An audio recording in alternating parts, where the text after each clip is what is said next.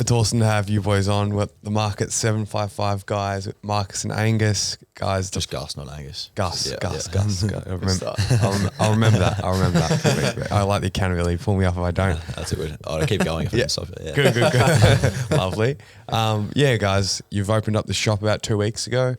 Tell us, how's it all going? Yeah, good. Really well. I don't think there's been like a bad moment yet. But yeah, it's definitely good so far. Like no complaints. See? Good issues with overcrowding the store, but Yeah. that's a good thing to have. Yeah, For sure. How would you guys describe Market755? I would describe it as a bit of a hub in Camberwell. The whole point of opening up the store was trying to get away from the typical vintage scene in Fitzroy and the northern suburbs. And we've tried to create a hub for small brands and vintage businesses in the eastern suburbs, where there obviously is a massive market for it, and where we're from. So trying to bring it home, really, not have to travel so far to the northern suburbs. As well as like we're trying to especially one thing I think we're aiming to do here is create like a community space, unlike other retail settings where you have to buy something and then just leave straight away. We want people to be able to come in, like we've got the change rooms there, VHS, couch, Nintendo 64. Like we want people to come in, hang out, rather than just buy their shit and leave, pretty much. Yeah, I've seen that space. It's very dope. Yeah, it's like a living room that what you've created in there. Yeah, no, it's fun. Yeah, it's really cool. Good fun. Bloody oath. And the hours just flying by at the moment. Is that sort of what it feels like? No, blink and you miss the day sort of thing. Yeah. It's great. Yeah. No. How old are you two again? We're 20. 20. Yeah. Turned 21 this year. Yeah. And were you studying before, or like what did you leave to enter this? I was in a carpentry apprenticeship for 2 years, and then I left that and just went straight into this pretty much, which set us up well, I reckon. Yeah. But had some of the skills at least. So Nice. Well, yeah, you guys built out a lot of the store, didn't you? Like you obviously bought the space, but then you've built in a lot of the stuff. yeah, we effectively hired no other trades, so Yeah. saved heaps of cash doing that. Yeah.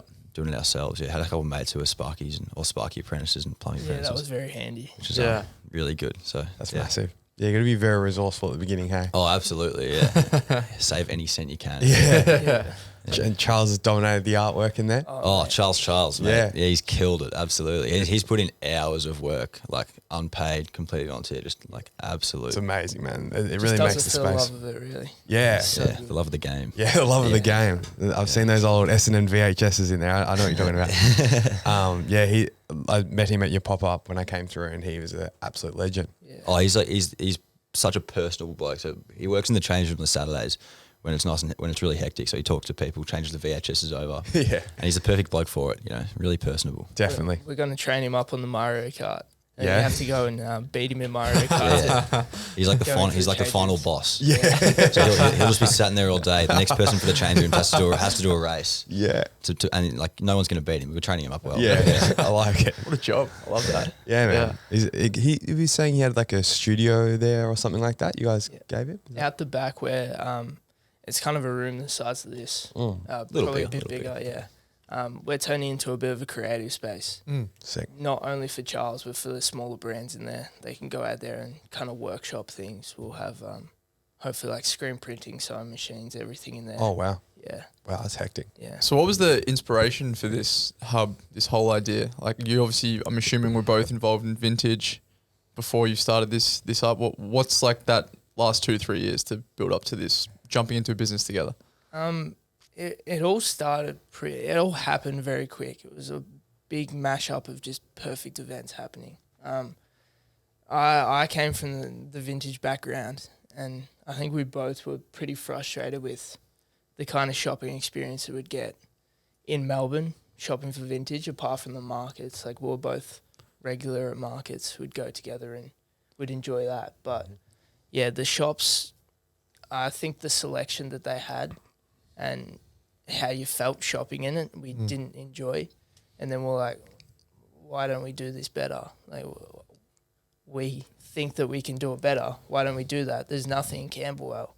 And then we kind of just jumped on it. We're like, if we don't do it now, like someone else is going to, and they'll be kicking ourselves for the rest. Ever since we've started it, we're like, we're going to find that one reason why no one else has done it. Yeah, We still haven't found it yet. So I don't know. We found a lot of those reasons. Even what It we could still do. come, but I'm not sure. Yeah.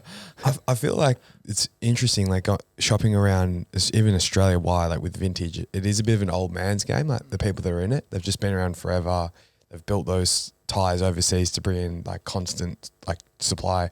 Where I love your brand and what you guys are doing is you've diversified through like you have all these other vintage sellers, and then you have all of the small brands. So talk me through that model. Are you guys taking like a cut of like sales, and how's that all look? Yeah, so we rent out the racks. So a rack is 2 rails, 1.4 meter rails, I think. Yep. And we rent them out.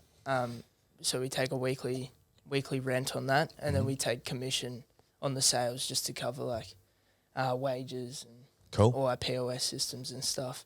Yeah, it's a big kind of business model in the UK and the US, I think. There's a few in Australia that do it, like a fair few, but So like good buys and stuff like that. Oh, it's a bit different, is it's it? a bit different. Like Lost and Found do it. Yeah. But like you said before, that's kind of an old head thing. Mm. What we've discovered is there's a lot of people around our age that are selling vintage and are really good, but the waiting list for those places is so long they It's like can't years tap to into get in it. there. Yeah. Right. So a lot of our vintage sellers, like this is their first time like stocking in a store. Yeah. Which is perfect because like it gets them into the game as well, rather than like supporting the people that are already in there. Yeah. We've obviously got the people that are like established as well, like that are in the other stores, but it's good to get like the really fresh faces as well. Definitely. It's They exciting. bring something different as well, like Yeah. their own style. Yeah. Yeah, that's what we've really gone for because we've got 32 different stockists. We pretty much want anyone to be able to come in and find something they want to wear. So like everyone that stocks pretty much found their own niche and they stick to it perfectly. So like you sort of get the best of every single like genre that you could find. Yeah, there's little like band tees and like this and that. There's so many sub things within the vintage game.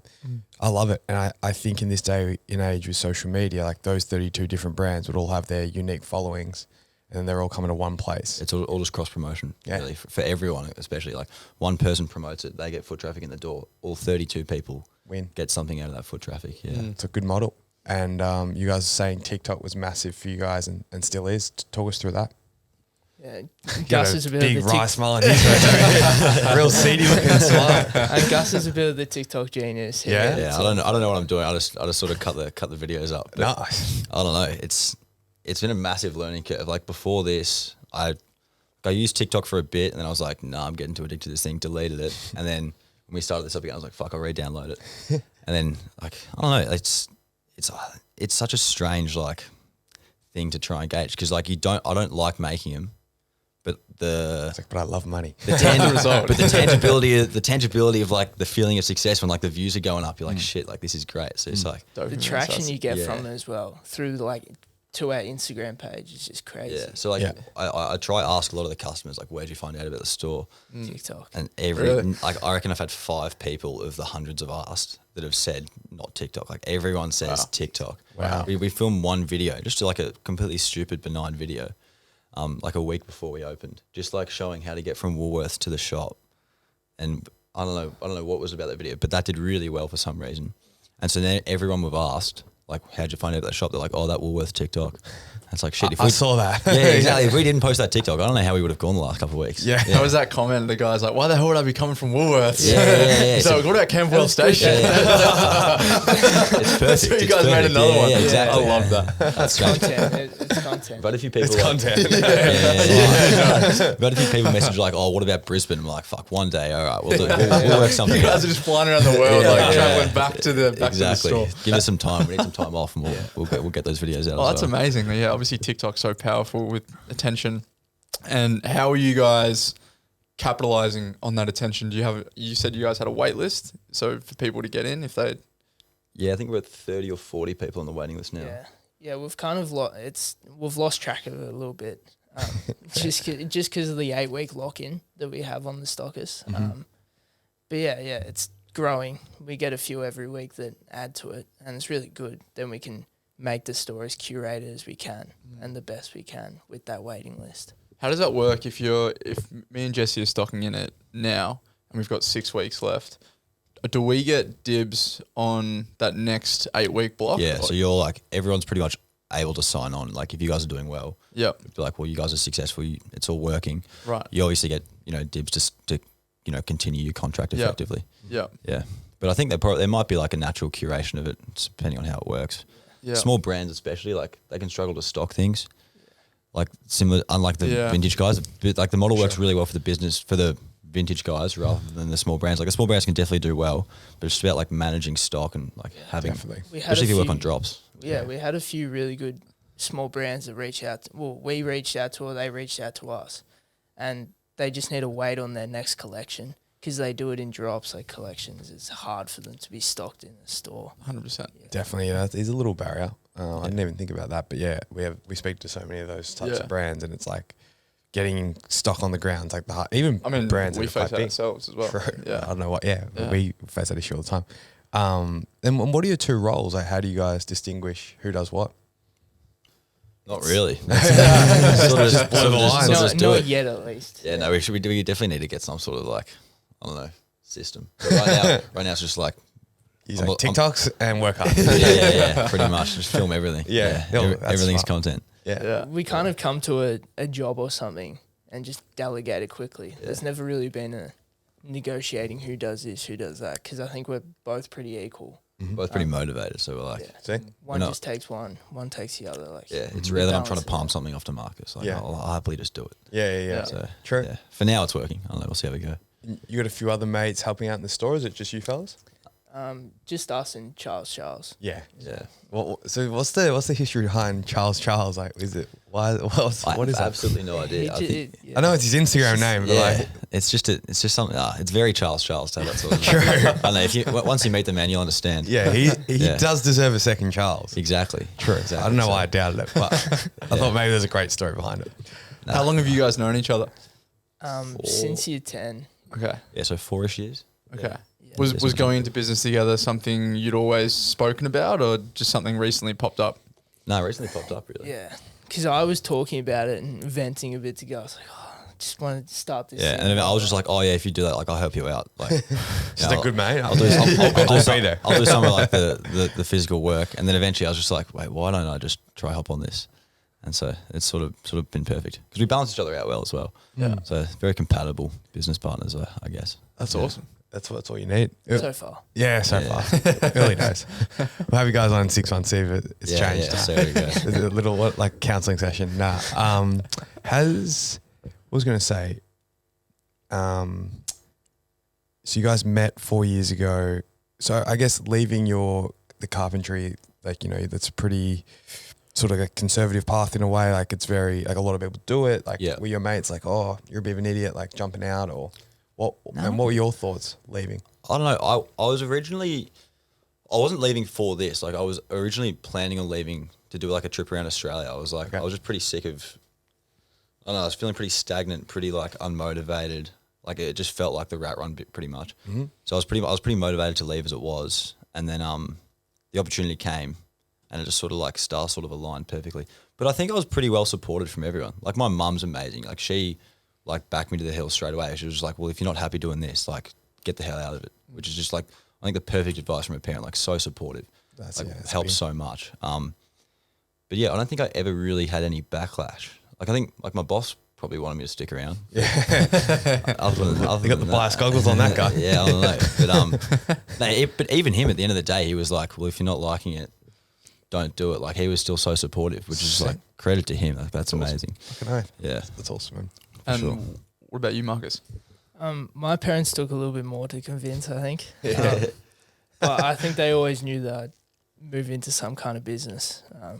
And then as we were setting up and they had a few tours of the store, they finally saw what we were doing. Because they're a country, like my dad's been in a small country town his whole life. Like trying to explain this kind of concept to him, you could imagine it doesn't go down as Yeah, it's funny. Jesse and I talk about this a lot, but parents and of that generation, they look for things that are far more tangible and real. So absolutely. You're telling them, Mum and Dad, we had 80,000 views on a TikTok video. like 100 What does people that just mean? signed up, Yeah. and they're just like, that doesn't mean anything to them. Yeah. But then they'll come in and they'll see Gus like working really hard, building the racks. Yeah. They're like, boys, this is amazing. It's like, oh yeah, but How did you guys like? How have you guys found that? Like, are your parents really supportive of what you guys do? Yeah, it depends, yeah, how you look at it. But for me, my mum was pretty forthright and like, get a degree. She's like, go study. Then she's like, you do whatever you want after that. And I don't know. Now I look back on that a little bit more mature. I'm like, it's kind of a flawed way to look at life because it's like that was probably more for her than for me. Like maybe so she could tell her friends that I have a degree or something. I don't know. Or even just like, I don't know, a bit of mental, like something to fall back on, like insurance effectively. Sure, and your parents are always going to have that innate fear, like that when you're like a 3-year-old running around the cars, in the car park, like they got to take care of you and grab you, and you know what I mean, that type of thing. And that's always in the back of the head that you're this kid that doesn't fully know where he's headed, because that was at some stage when you're a kid the truth. Yep. But as I mature, look, my degree taught me certain things, but What was your degree? business and law. Oh, perfect. Yeah, $65,000 HEC debt for those wondering. Anyone wants to help me pay it off, you can. And there's a 7% rate increase. So I think that's more like 70 grand as we're talking. Numbers. Yeah, oh well, fuck it, not the right ones. But yeah. Anyway, Jack, what were your parents like? yeah, no, mine were probably somewhat similar. Like, definitely envisioned me going to uni, and I did that. And but I think, as I've moved on from uni, they're probably just very supportive now of. I think getting runs on the board helps, right? So Yeah. when you, You're especially bargaining now that you chips. guys opened up, like I'm sure 6 months ago, no one saw the vision or believed in it, or everyone was questioning you. But now, 6 months down the line, you've opened 2 weeks ago, you've had X amount of people through the store, you're full. Everyone believes it a bit better Yeah. or can see it. Well, just the tangibility of it, I Correct. guess. Yeah. Back to that. So I think, just by doing, things in business, and slowly they're like, oh no, like, I think he's got his head, switched on. Yeah, he's not an idiot. Well, that's the other thing that helped, like with my mum. Like, she backed Marcus to the hills as well. So it's Yeah. like, I don't think she really doubted the Yeah, the that's a idea. great message for people that are, considering going into business. You're probably not going to have that full support from people from day one. But that's just something you have to be okay with, and come to terms with, and just take action, and that'll speak for itself. Well, if there's ever a time to be financially destitute, I reckon it's at 20, It's 20, yeah. rather than Man, 30 with a mortgage. Yeah, So, we 100%. preach that. How do you guys pay for the space that you're in? Through like loans from family. We were very lucky with that. Nice. Our money and then loans from our family. Yeah. That was why I was like, it took my parents a bit more convinced, but, yeah, they eventually came in and they're like, okay, we see what you're doing. But yeah. But we also tried to do it as cheap as we possibly could at the start. But like without compromising on like the quality of anything, it was like, it's tough. But it just sort of meant more man hours rather than cheaper stuff. Sure. How much did it cost to fit out the store? I think it was around 20K. Yeah. Yeah. It's not cheap. 30 with all the building and the bonds and all the security deposits and stuff. Yeah. Shit. So it's not cheap, but No. You had mates like look after you in that regard too. Yeah, like Big Harry May, Sparky. He Shout out, Big shout Haz. out. Yep, very Strong helpful. name. Very helpful. I mean, Even stronger arms. yeah, exactly. Yeah, a lot of our mates like helped out, chipped in, sort of thing. they all wanted to be a part of it, which was good. Yeah. We rarely had to ask for their help. Like they were always there like, I'll do something for you. I'll help paint this wall. Yeah. We had one of our mates up in his underwear, just didn't want to get his clothes dirty, so he's in his underwear up on the ladder with the big roller. Surely got some content of that. Yeah. Oh, we did. I haven't used that actually. Yeah. Get that up tonight. Like Jack and I on this party, like we preach a lot to pretty, young people, young 20s, guys just finishing school, girls as well, at whatever, in a trade or whatever, as apprentices, just young people, so I'm trying to say. And essentially we preach that, you can go to uni, you can take up a trade, but you'll feel most like empowered in a small business where responsibilities, coming out of your ass. It's probably not the right way to put it, but people are getting turned off. But, learnings are coming thick and fast. You guys are literally the epitome. You've just left uni apprenticeships. How do you feel right now in the thick of it? And how would you compare that to how you felt? I feel when we're setting it up, like really stressed. Yeah. Now kind of content and kind of I see what we need to do now and like what we need to push towards and how we expand from now. Now that you're in it and like all of the hard work of setting it up has been complete, I feel pretty relaxed at the moment. Next week I could be super stressed, but yeah. I don't know. I don't think I've had like a chance to really step back out of it and like have a think about it, to be honest. It's a good question. I don't know. Was there a sense of fear before you guys started? Oh, Big I time. was shitting myself. Yeah. Like that night before we opened, I could not sleep. I was like, fuck, are we going to have 0 people there? Are we going to have 2 people there?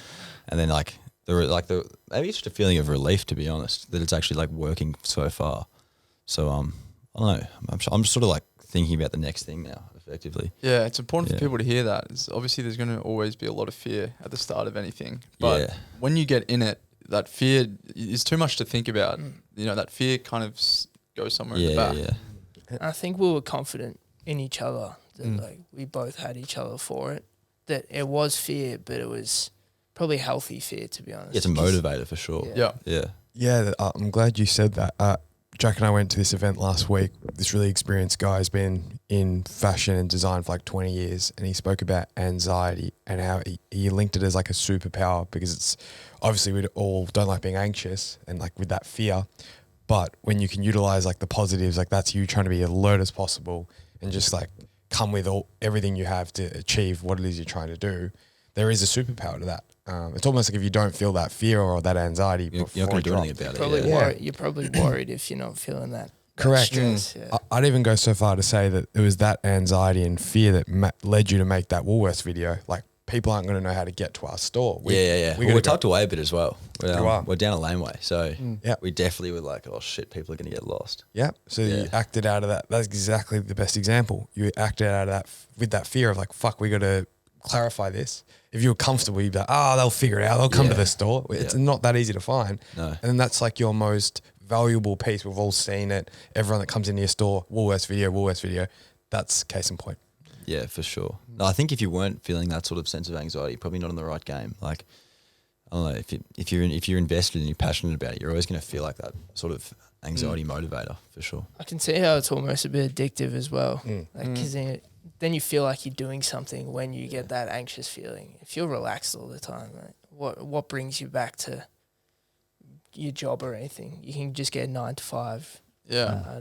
I'd say. Yeah, it feels like you're living. Like Yeah. He's bought you're alive, you know? Yeah. Living the dream, really. Yeah.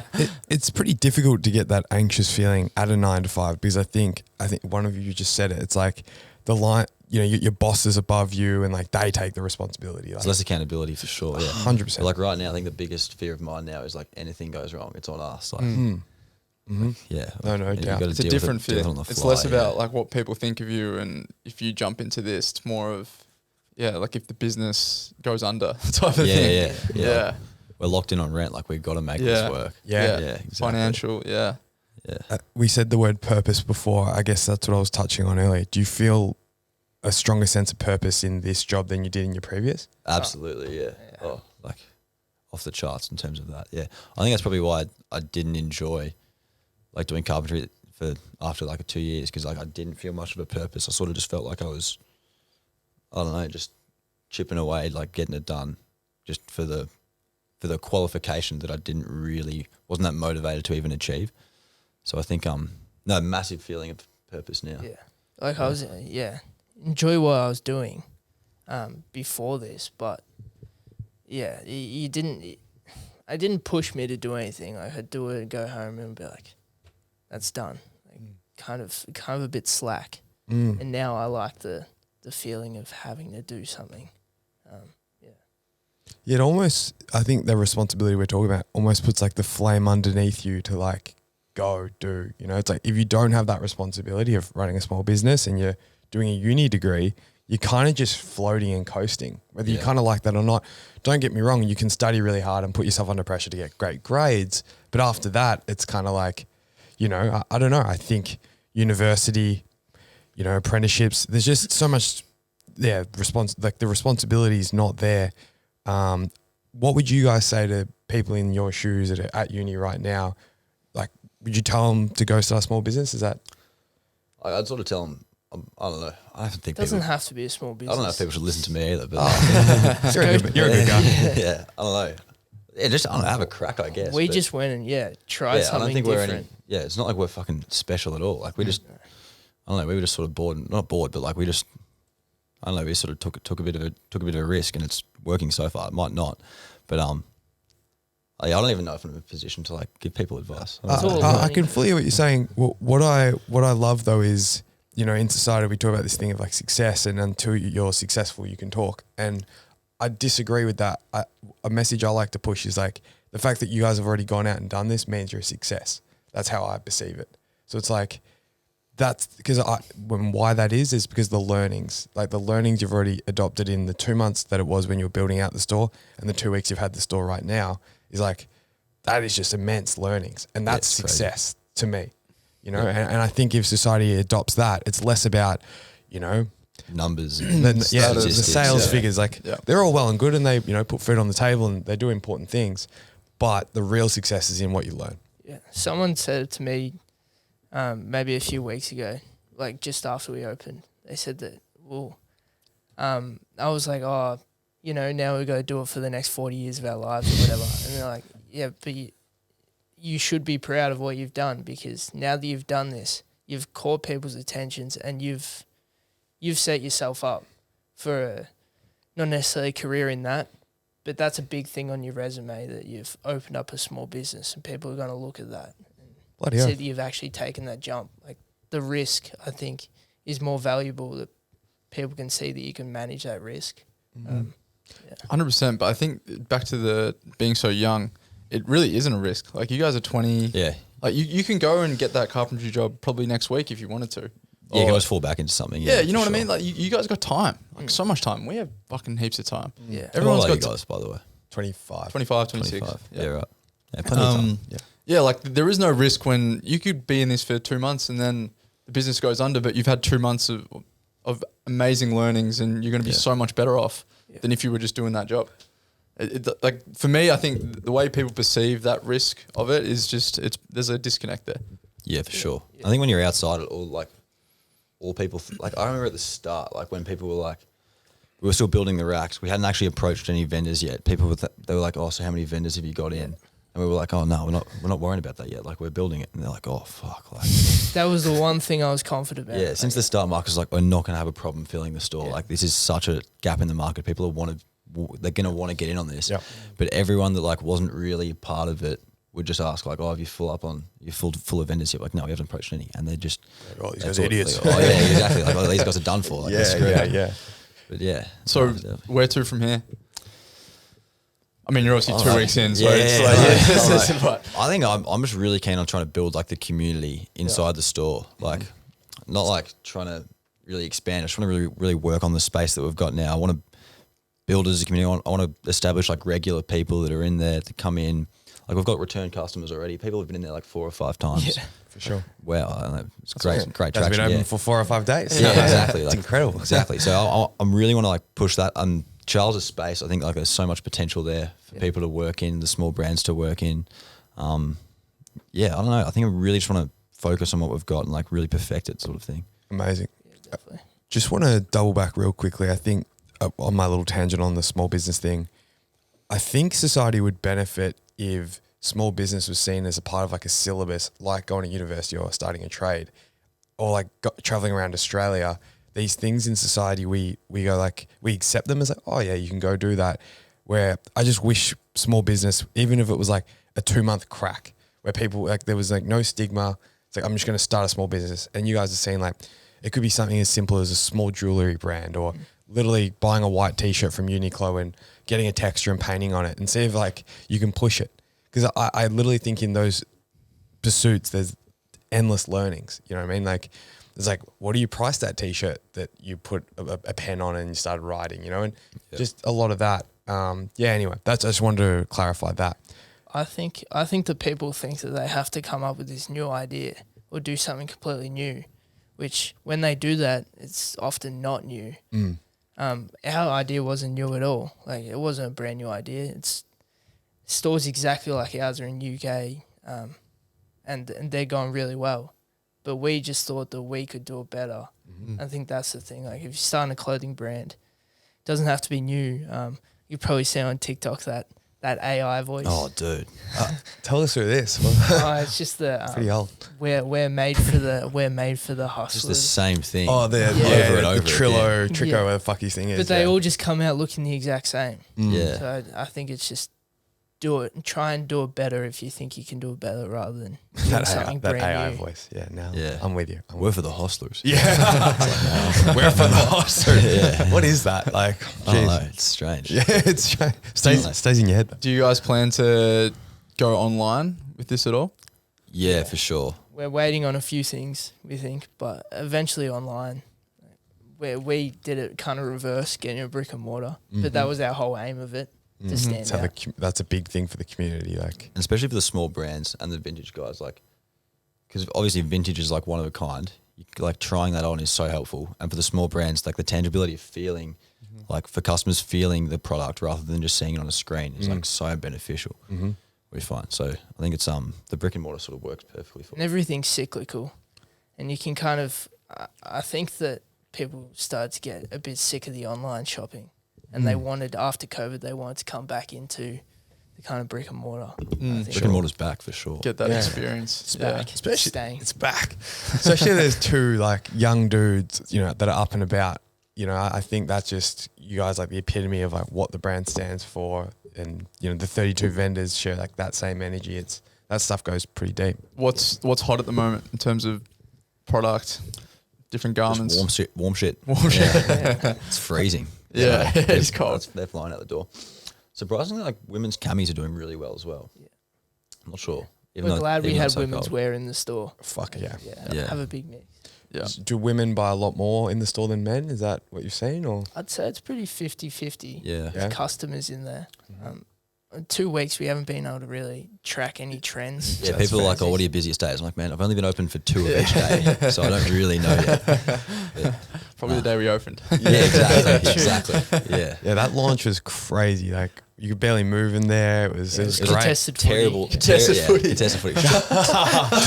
Terrible shopping Full experience. sharing on the Yeah, floor. yeah. No, it was great problem to have, but it was hectic. Yeah, it was hectic. Oh, I love it, man. I think you guys are like the epitome of what a lot of young people are trying to do, and to take the ownership to open up a brick and mortar, although it's like risky in the sense that a lot of people was like, oh, high overhead type of thing, but that's kind of leapfrogging you guys years ahead, I think, in terms of like building a real community. You've got the beautiful lounge that like people can sit, play Mario Kart. Like you can't do that shit online. So it's like No. And you can't do that at a lot of other retail stores as well. Facts. Like they're just not built for it. So they don't really want it. They're more corporate, I guess. But like we don't take ourselves too seriously. Like we just really want to chat shit all day and just hang out with customers. So like, yeah, no, we're sort of building it around that, I guess. That's what's up. If we were here in 6 months' time chatting into these mics, where would you guys love to be?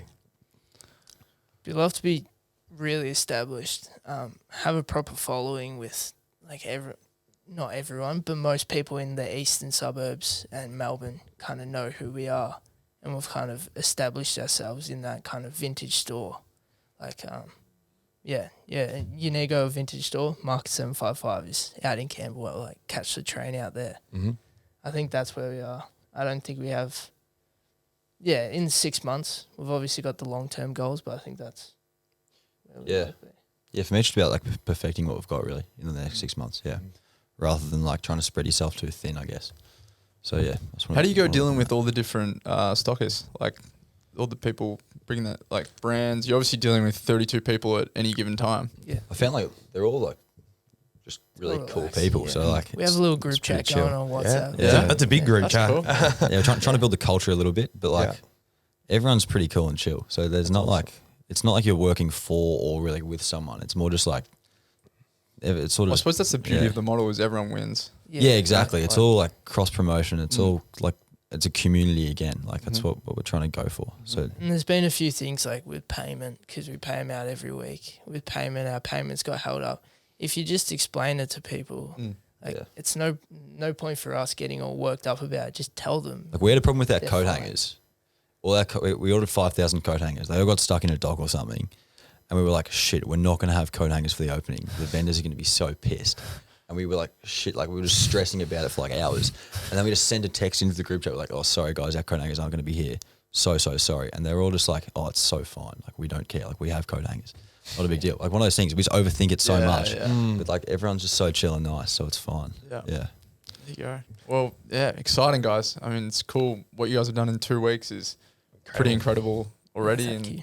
yeah, we'll be sure to jump in and play some Mario Kart pretty soon. Yeah. Take on Charles. Try to knock off Charles. Yeah. Charles. Keen to have you guys back on 6 months, a year, and just see what's happening next. I'm really excited. I'm glad you've just dived straight in on this. Yeah, thank you. Thanks. Yeah, thank you. Thanks, fellas. Thanks Thanks for for coming having on. us. Cheers.